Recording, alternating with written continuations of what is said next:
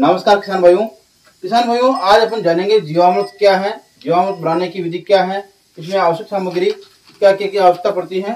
किसान भाइयों, आज हमारे साथ हैं फूललाल जी मीणा, साथ ही किरण मैडम है। ये हमें बताएगी कि जीवामृत कैसे बनाए और जीवामृत का हमारे खेतों में उपयोग करने से क्या फायदे होंगे। किसान भाइयों, जीवामृत बनाने के लिए मैं एक छोटी सी आपको जानकारी देना चाहूंगा कि इसके लिए आवश्यक सामग्री जरूरत पड़ती है गोबर, बेसन, मिट्टी, गुड़ और गौमूत्र और पानी की आवश्यकता पड़ती है। अब गौमूत्र के लिए मैं आपको थोड़ा शॉर्ट में बताना चाहूंगा। तो इसमें 10 किलो के आसपास तो गाय का गोबर, जो कि देसी गोबर होना चाहिए। 1 किलो बेसन आप चने का ले सकते हो, मूंग का ले सकते हो, उड़द का ले सकते हो या बटले का ले सकते हो। मिट्टी लगभग 50 से 100 ग्राम की आवश्यकता पड़ती है। मिट्टी या तो आप पीपल या बरगद के पेड़ के यहाँ से ले या फिर अपने मेड़ की मिट्टी वहां से ले। और लगभग 1 किलो के आसपास आपको गुड़ की आवश्यकता पड़ती है और 10 लीटर आपको देसी गाय के गौमूत्र की आवश्यकता पड़ती है। अब गौमूत्र और ये जो बेसन है क्या काम करेगा, गुड़ क्या काम करेगा, इन सभी आवश्यक तत्वों की इस जीवामृत में अपनी अपनी महत्वता है। इसके बारे में अपन जानेंगे। अब बात करें जीवामृत की कि हमारे फसलों में जीवामृत क्यों डालें। तो साथियों, जैसे कि अब आजकल लगातार रासायनिक उर्वरकों की वजह से जो हमारी मिट्टी है, हमारे खेत है, उनमें से जो किसान का मित्र कहे जाने वाला केचुआ, इसके अलावा बहुत सारे असंख्य मात्रा में जो लाभदायक जीवाणु है वह इस हमारी मिट्टी से नष्ट हो चुके हैं।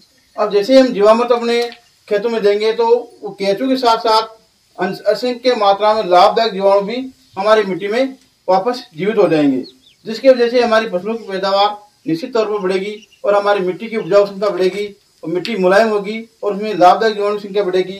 तो निश्चित तौर पर किसान को पैदावार भी बढ़ेगी और उसकी लागत भी कमी आएगी। तो मैं सभी किसान भाइयों को यही कहना चाहूंगा कि आप जीवामृत बनाएं तो इसका बेनिफिट मिले। अब मैं किरण मैडम से रिक्वेस्ट करूंगा कि ये जीवामृत बनाने की विधि किसानों को बताएं। देखिए, सर ने हमें बताया ये ग्राम सेवक जी ने कि हमें 200 लीटर पानी की जरूरत है, बेसन चाहिए, हमें मिट्टी चाहिए, गुड़ चाहिए, गौमूत्र चाहिए और देसी गाय का गोबर चाहिए। थोड़ा सा हमें ये ध्यान देना है कि जो हम गुड़ ले रहे हैं वो जैविक गुड़ हो, पतला जैसे अपन गाय को खिलाते हैं, जो अपने बाटे में लाते हैं वही गुड़ हो तो ठीक रहेगा। पुराने से पुराना गुड़ हो तो वो भी चलेगा। मिट्टी भी हमें वैसी लानी है जो जैविक हो, जिसमें पहले से ही मतलब या तो हम बरगद के पेड़ के नीचे से लाए या फिर जंगल की जो मिट्टी हो तो वो थोड़ी सी ठीक रहेगी, क्योंकि उसमें कार्बन की मात्रा अच्छी रहती है। बेसन तो आप जानते ही हैं, हमारे जो दालें अनेक प्रकार की है, जो अनेक प्रकार की दालों का मिश्रण लेके हम ले सकते हैं।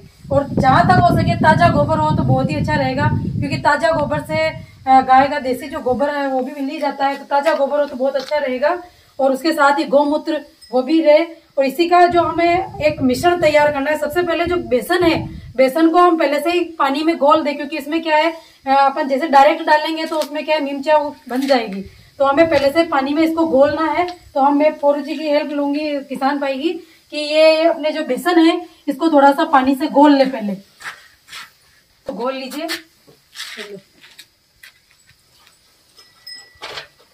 हाँ से अच्छे से घोल लो। बस।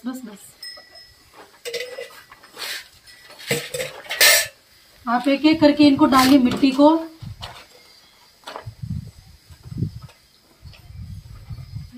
एक एक करके सभी सामानों को हम डालेंगे इसमें। डालो।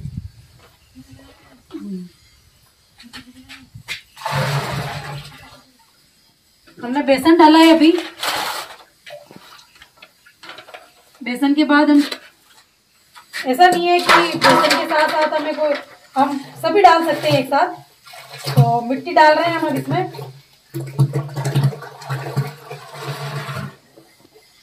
इसके बाद हम गोबर डालेंगे।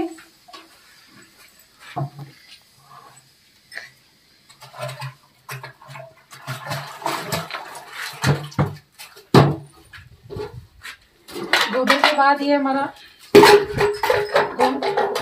गुड़,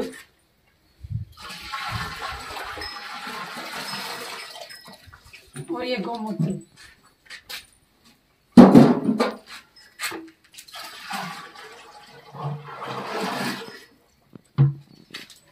इन सभी का मिश्रण हमने इसमें तैयार किया और एक डंडे की सहायता से हम इसको हिलाएंगे।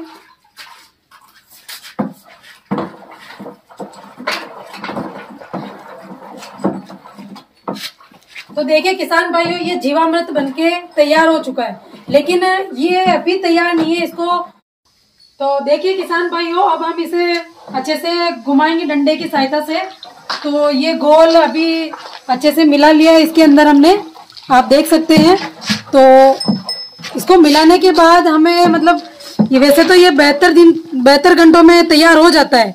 आप चाहें तो इसे 2 या 5 दिन तक रख सकते हैं और अच्छे से इसको छाया में ही रखें, क्योंकि गर्मी इसमें धूप में नहीं रखना है, इसको छाया में रखें। और इसके बाद हम इसमें 72 घंटे के बाद में इसे हम अपने खेतों में प्रयोग कर सकते हैं। तो खेतों में प्रयोग करने की अच्छी आसान 2 ही विधियां हैं। जैसे बूंद बूंद सिंचाई से अगर आप प्रयोग कर रहे हैं तो आप टंकी के अंदर 1 बीघे के अंदर 40 लीटर तक का इसमें जीवामृत एक टंकी के अंदर भरकर आप बूंद बूंद सिंचाई के अंदर पाइप द्वारा उसमें डाल सकते हैं। वरना अगर आप खुली सिंचाई कर रहे हैं तो आपको जैसे 40 लीटर इसका घोल इसमें खेतों में डालना है, तो आप बाल्टी की सहायता से उस दोहरे के अंदर डाल के भी इसको कैसे भी करके आप इसमें मतलब अपने जो खेत भूमि है वहां तक पहुंचा सकते हैं। तो इसके साथ ही हम हमारा ये जीवामृत है ये बनकर इसमें बन जाएगा। उससे आगे मैं आपको ये बताना चाहूंगी कि फरूलाल जी ने अपने जो खेत है उसमें कई फायदे लिए हैं ग्राम सेवक जी के साथ और कृषि विभाग के साथ मिलकर। उन्होंने वर्मी बेड का निर्माण भी करवाया। उन्होंने 50,000 का इसमें अनुदान लेकर बाकी अपने निजी स्वयं से मतलब खर्च करके इन्होंने 4 वर्मी बेड बनवाई है। तो ये वर्मी बेड भी आप देख सकते हो कि बहुत अच्छे से इन्होंने गोबर भर के पानी का छिड़काव किया है, केंचुए भी छोड़ रखे हैं। तो ये भी बनने को तैयार है। तो ये 2 बीघा खेती तो जैविक कर ही रहे, उसके साथ साथ ये आगे भी इनका सोच ये अभी बदल गई है कि मैं आगे 2 बीघा के साथ साथ जो जितनी भी भूमि है उसको भी जैविक भूमि के रूप में बदल सकूं और रासायनिक खाद या डीएपी यूरिया रासायनिक दवाइयों का प्रयोग न के बराबर बिल्कुल ना करूं मैं। और ये घर में साग सब्जियां अपने खेती करते हैं तो साग सब्जी अपने घर के लिए खुद ही उगाते हैं और खुद ही मतलब अपने घर के लिए स्वास्थ्यप्रद सब्जियों का मतलब खान पान करते हैं। ये इतना हमने किया है। एक बार और फिर से मैं आपको थोड़ा सा बताना चाहूंगी जीवामृत के बारे में। जो हमने डाला था जीवामृत ये अभी घोल बनके तैयार है इस ड्रम के अंदर।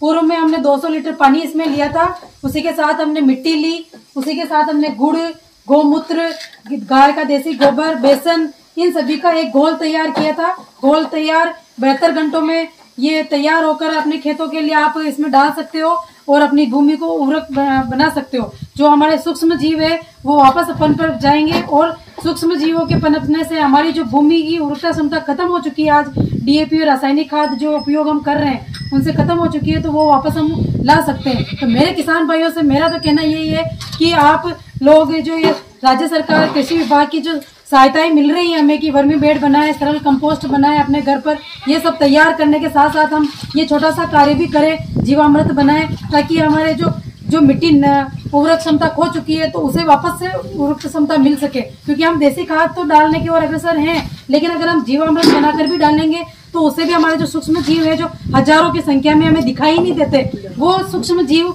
इनसे वापस पनप जाएंगे। क्योंकि उनको जो ये उनके लिए अमृत समान है ये अगर इनको मिल गया तो ये वापस से मतलब वो उपजाऊ बन जाएंगे और अपनी मिट्टी को उपजाऊपन लाएंगे। इसी के लिए आप सभी का धन्यवाद। राम।